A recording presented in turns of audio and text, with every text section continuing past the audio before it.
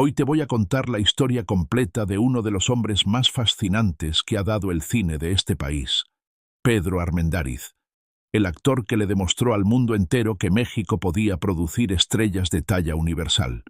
Desde sus primeros pasos hasta los últimos días de su vida, pasando por los sets de Hollywood, las mansiones, los automóviles y los salarios que muy pocos conocen, este recorrido está lleno de detalles que te van a dejar sin palabras.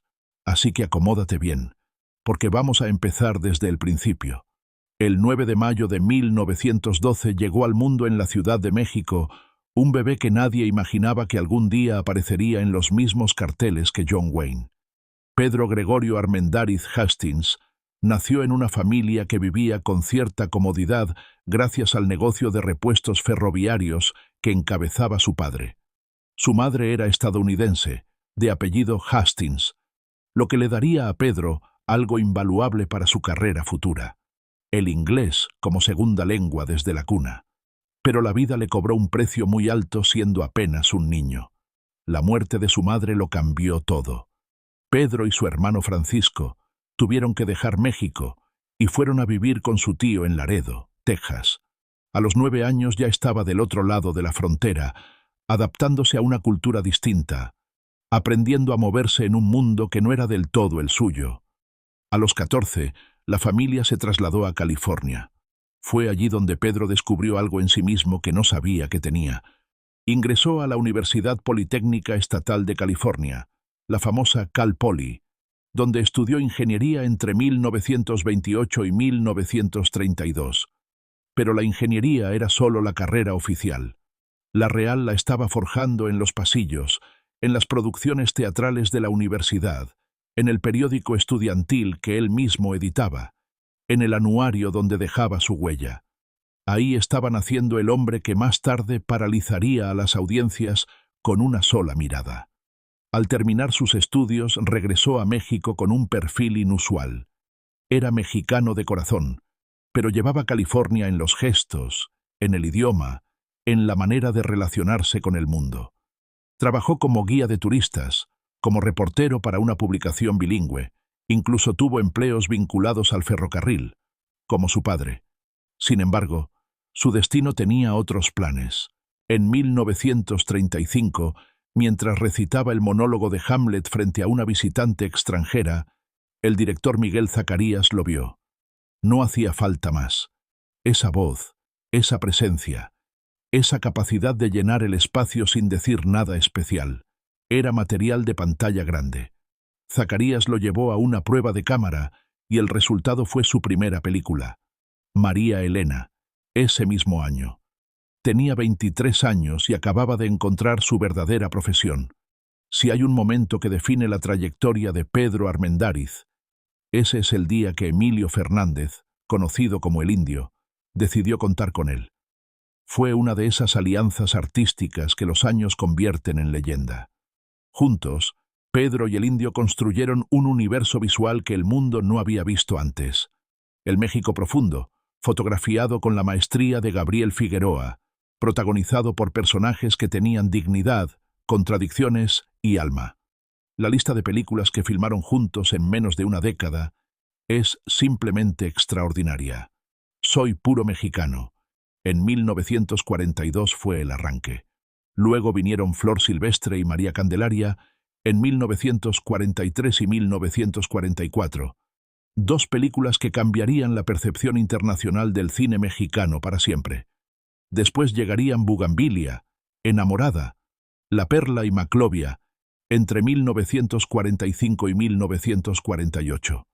Con el Indio Fernández, Pedro construyó un arquetipo que resonó en todo el mundo hispanohablante, y más allá: el hombre del campo, el revolucionario íntegro, el indígena que no pide perdón por existir.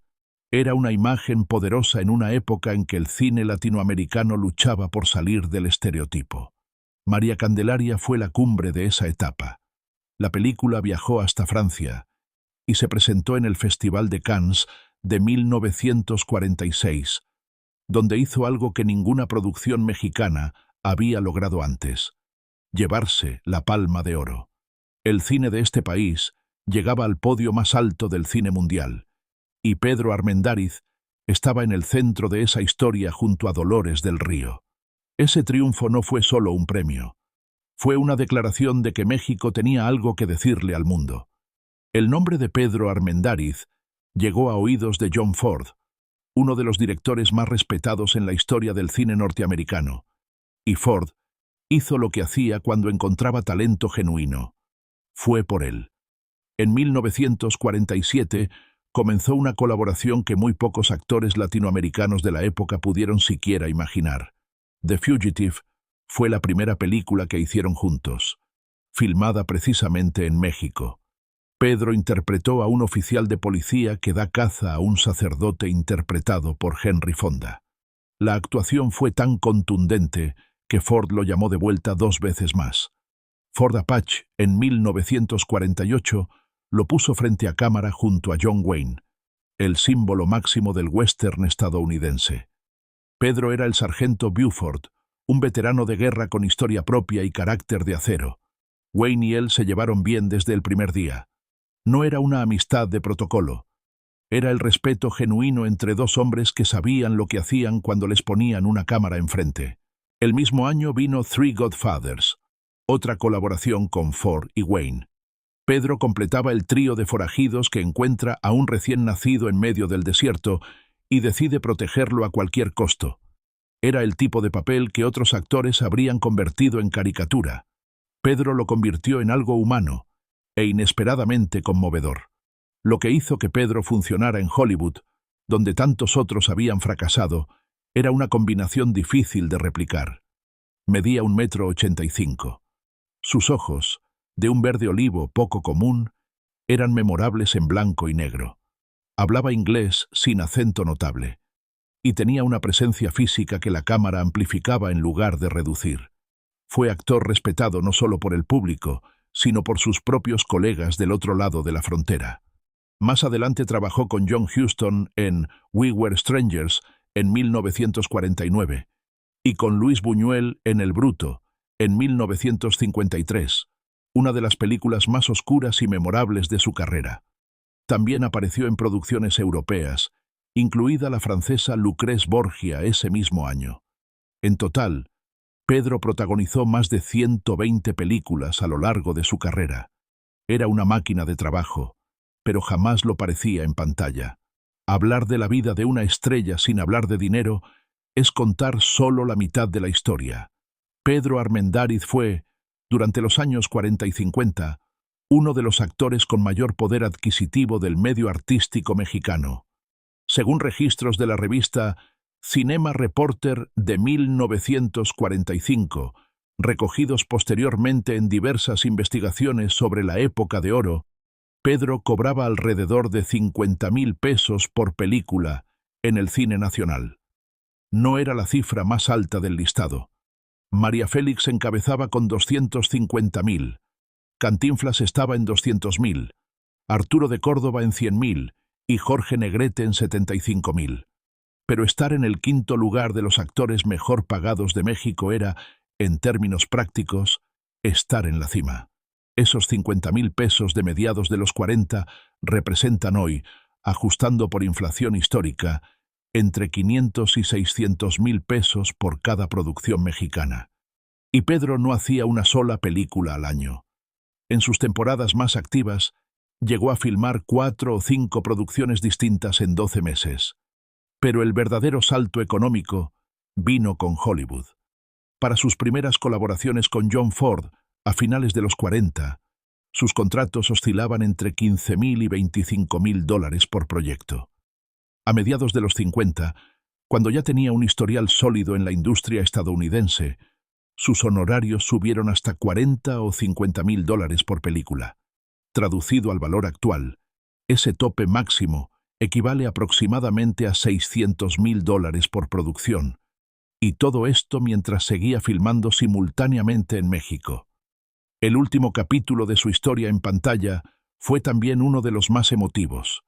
En 1963 formó parte del elenco de From Russia with Love, la segunda entrega de la saga de James Bond.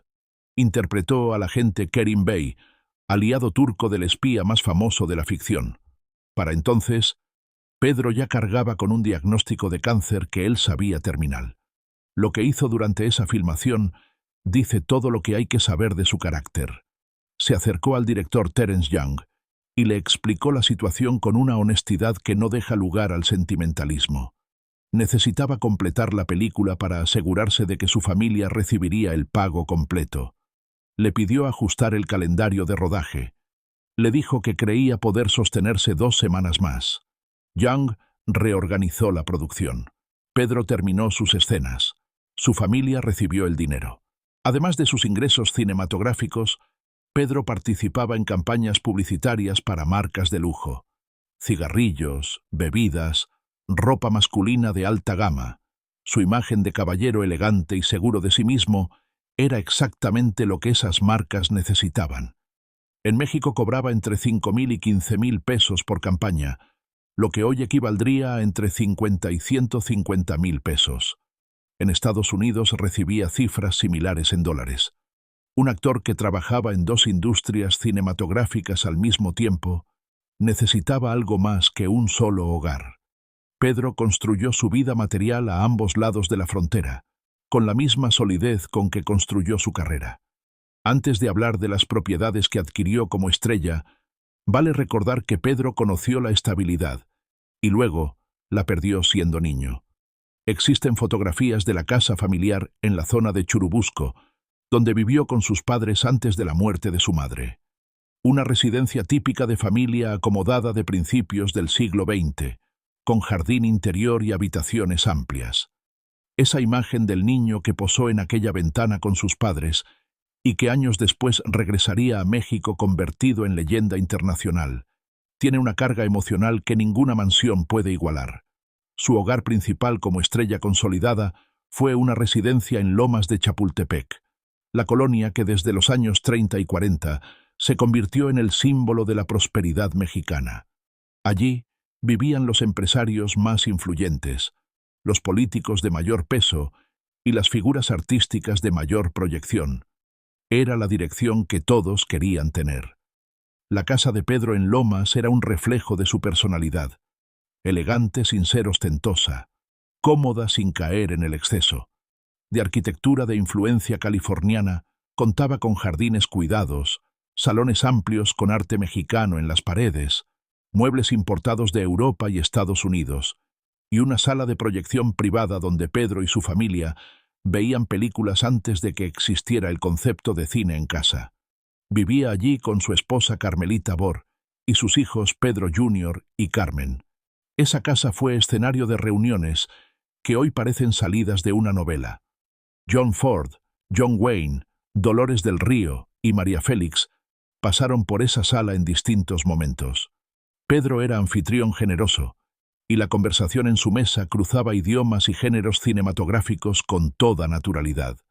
En California, donde pasaba largas temporadas durante las filmaciones de Hollywood, mantenía una propiedad en las colinas de Los Ángeles, más sobria que la de México, pero igualmente bien equipada, con vistas a la ciudad y la tranquilidad necesaria para preparar personajes exigentes. En el México de los años 40 y 50, el automóvil que conducías era un dato biográfico. Durante el llamado Milagro Mexicano, cuando el país crecía a tasas que parecían infinitas, los autos de lujo estadounidenses llegaron a las calles de la capital como emblemas de una era de prosperidad, y las estrellas de cine eran quienes los llevaban con más naturalidad.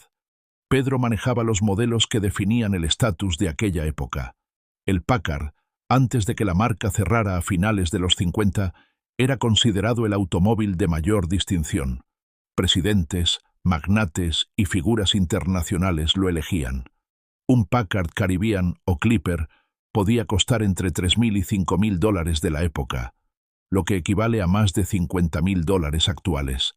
El Cadillac, con sus aletas traseras que parecían diseñadas por un ingeniero aeronáutico, era el sueño de toda una generación. El Serie 62 y el Eldorado rondaban los $4.000 nuevos.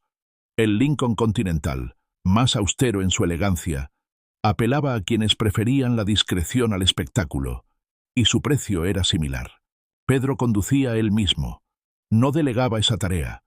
Le gustaba tomar el volante, sentir el peso del motor, moverse por la ciudad con la misma autonomía con que tomaba sus decisiones profesionales. Cuando llegaba a los estudios de Churubusco o aparecía en un estreno, el efecto era inmediato. La gente se detenía, los niños corrían hacia el auto, las conversaciones se interrumpían. No era solo la estrella, era la imagen completa de lo que significaba haber llegado. Pedro Armendáriz no era el tipo de actor que convierte cada cheque en humo. Tenía conciencia clara de que las carreras tienen ciclos, de que los papeles protagónicos no duran para siempre, y de que la mejor protección contra la incertidumbre es la inversión inteligente. Además de sus propiedades en México y California, tenía participaciones minoritarias en teatros y salas de cine, negocios que generaban ingresos constantes independientemente de si estaba frente a las cámaras o no. También manejaba un portafolio bursátil en ambos países, asesorado por profesionales a quienes escuchaba con atención, pero cuyas recomendaciones siempre sometía a su propio criterio. En materia contractual era igualmente cuidadoso. Contaba con representantes en México y en Estados Unidos que revisaban cada cláusula antes de que firmara cualquier papel. Conocía el valor de su nombre y no lo cedía a cualquier condición. Sabía lo que valía su trabajo y se aseguraba de que los contratos lo reflejaran. Pedro vestía con la precisión de alguien que entiende que la imagen es parte del oficio. Sus trajes eran confeccionados a medida por los mejores sastres de la Ciudad de México, de Los Ángeles y de Nueva York. Un traje de esta categoría costaba entre $50 y $300 en aquella época, equivalente a entre $1,000 y $4,000 actuales. Pedro tenía decenas de ellos. Para el trabajo, para los estrenos, para las cenas formales, para los fines de semana. En los estudios Churubusco existe hoy una exposición permanente sobre el cine mexicano, donde se puede ver, entre otras piezas históricas, el traje de charro de gala que Pedro usó en alguna de sus producciones. Está exhibido junto a objetos de otros íconos del cine nacional. Verlo de cerca es entender qué significaba la palabra detalle en aquella industria. Bordados hechos a mano hilo por hilo, botones de plata genuina, telas de una calidad que hoy sería difícil conseguir. Una prenda de ese nivel podía costar entre 500 y 1,000 pesos de la época, equivalente a entre 6,000 y 12,000 pesos actuales. En muñeca, llevaba relojes de las marcas que las estrellas de su categoría usaban: Rolex, Omega, Patek Philippe. Un Rolex Oyster Perpetual en los 50 costaba alrededor de $150, más de 2,000 en términos actuales. Los modelos de gama alta llegaban a triplicar ese precio. Mancuernillas de metales nobles, corbatas de seda, zapatos artesanales. Cada detalle era parte de una presentación que no dejaba nada al azar. La agenda social de Pedro Armendáriz cruzaba mundos que raramente se tocaban. Compartió mesa con el presidente Miguel Alemán en Los Pinos. Se encontró con Franklin D. Roosevelt en un evento en Washington. Bebió con John Wayne en el Brown Derby de Hollywood. Conversó de literatura con Ernest Hemingway, que por entonces pasaba largas temporadas en Cuba y México. Pero en ninguno de esos ambientes perdió algo fundamental: la capacidad de tratar a todas las personas con el mismo respeto. Era cortés con el técnico de sonido igual que con el director de mayor fama. No pasaba por encima de los meseros ni de los conductores. Era un hombre que había conocido la pérdida siendo niño y que no olvidaba que la vida podía cambiar de dirección sin aviso previo. Flor Silvestre en 1943 estableció la fórmula que Pedro y el Indio Fernández perfeccionarían durante años: drama de fondo histórico, tensión social, fotografía expresionista de Gabriel Figueroa y una actuación que no le pedía perdón a nadie. Pedro interpretaba a un joven de familia adinerada que abraza la causa revolucionaria y se casa con una campesina, lo que desata el conflicto con su padre. María Candelaria fue la consagración. Pedro daba vida a Lorenzo, un hombre del pueblo que ama a la mujer más bella de su comunidad, interpretada por Dolores del Río, con una intensidad que la pantalla apenas contenía. La Palma de Oro de Cannes, en 1946, llegó como confirmación de algo que el público ya sabía. Esto era cine de primer nivel mundial. Lorenzo no era ni el indígena folclórico ni el personaje decorativo que el cine de entonces solía construir. Era un ser humano complejo, con dignidad y con fractura. Enamorada en 1946, lo puso frente a María Félix, y la pantalla literalmente ardió. Pedro era el general revolucionario que se enamora de la hija altiva de un terrateniente. La tensión entre los dos personajes era palpable en cada encuadre, y la película fue un fenómeno de taquilla. La Perla, en 1947, adaptación de la novela de John Steinbeck, lo mostró en una faceta distinta. Un pescador que descubre una perla de valor incalculable y ve cómo eso destruye todo lo que ama. Pedro se preparó físicamente con disciplina rigurosa para el papel. La fotografía de Figueroa en las playas de Acapulco convirtió cada secuencia en una imagen que se graba en la memoria. Maclovia, en 1948, cerró la etapa más prolífica de su colaboración con el Indio Fernández. Nuevamente junto a María Félix, Pedro interpretaba a un hombre atrapado entre el amor y las fuerzas que lo separan de él. En cuanto a reconocimientos formales, Pedro recibió el Ariel al mejor actor en 2 ocasiones, en 1948 y en 1953 por El Bruto.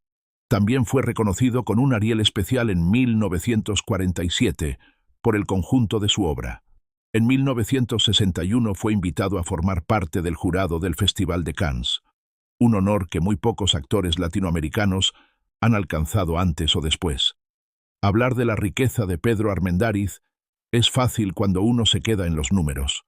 Los salarios en pesos y en dólares, los automóviles, las propiedades, los trajes de charro, los relojes suizos. Todo eso existió, y todo eso tuvo un valor que hoy podemos calcular con cierta precisión. Pero ninguno de esos cálculos explica por qué, décadas después de su muerte en 1963, su nombre sigue apareciendo en conversaciones sobre los mejores actores que México ha dado al mundo. La riqueza real de Pedro Armendáriz fue de otro tipo. Más de 120 películas que todavía se proyectan, estudian y admiran. Una colaboración con John Ford que lo puso al nivel de las estrellas más grandes de Hollywood sin que tuviera que renunciar a su identidad.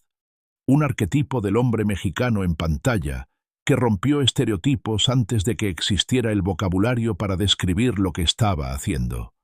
Pedro demostró algo que entonces no era evidente y que hoy conviene no olvidar, que era posible ser una estrella internacional y seguir siendo completamente uno mismo. Que el talento, cuando es genuino, no necesita disfrazarse de otra cosa para cruzar fronteras. Eso es lo que queda. Eso es lo que ninguna inflación puede devaluar. Si disfrutaste este recorrido por la vida y la carrera de Pedro Armendáriz, cuéntame en los comentarios cuál de sus películas te ha marcado más, o si hay alguna anécdota sobre él que yo no haya mencionado y que merece ser contada. Y si estas historias sobre las grandes figuras del cine mexicano son lo tuyo, no te pierdas los demás videos del canal. Dale suscribir, activa las notificaciones y nos vemos en el siguiente.